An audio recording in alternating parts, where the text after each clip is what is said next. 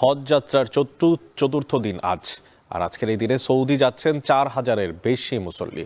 তবে এখনও 14,000-এর বেশি হজযাত্রীর ভিসা হয়নি। এই মুহূর্তে আশকোনা হজ ক্যাম্পে আছেন সহকর্মী ওমর ফারুক, তার কাছে জানবো বিস্তারিত।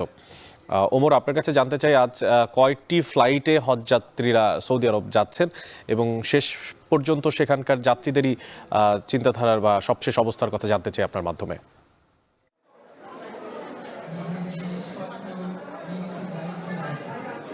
আজকে টোটাল 6টি ফ্লাইটে 4,000-এর অধিক হজযাত্রী দেশ ছাড়ার কথা রয়েছে। এবং আপনি যেমনটি বলেছিলেন, আমরা কিছুক্ষণ আগে যে হজ ক্যাম্পের যে পরিচালক তার সাথে কথা বলে জেনেছি যে এ পর্যন্ত 14,000-এর অধিক হজযাত্রীর কিন্তু ভিসা হয়নি এবং তারা আমাদেরকে যেটি জানিয়েছেন যে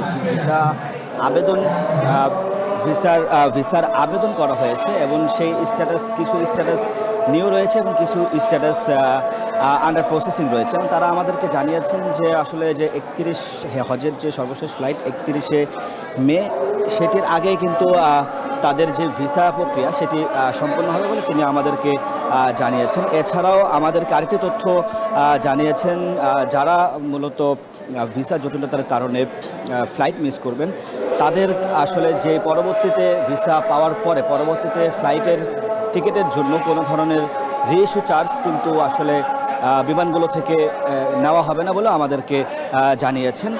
তবে আমরা তথ্যমতে জেনেছি এ পর্যন্ত 37টি ফ্লাইটে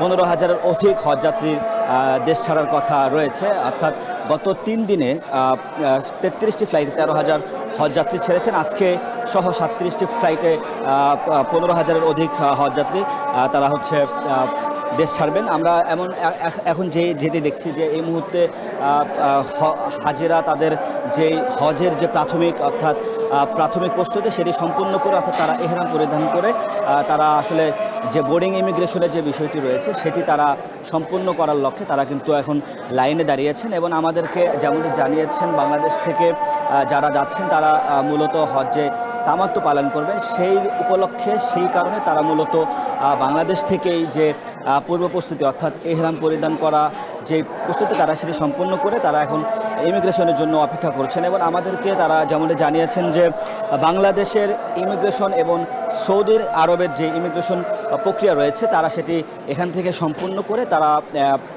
পূর্ব প্রস্তুতি নিয়ে তারা এয়ারপোর্টের দিকে রওনা হবেন। এবং তারা আমাদেরকে যেমনটি জানিয়েছেন যে আসলে যে ইমিগ্রেশনে যে প্রক্রিয়া সেটিতে তারা সন্তুষ্ট প্রকাশ করেছেন এবং তারা বলছেন তারা নির্বিঘ্নে সেটি করতে পারছেন। তো এই ছিল আজকের হজ ক্যাম্প থেকে সবশেষ।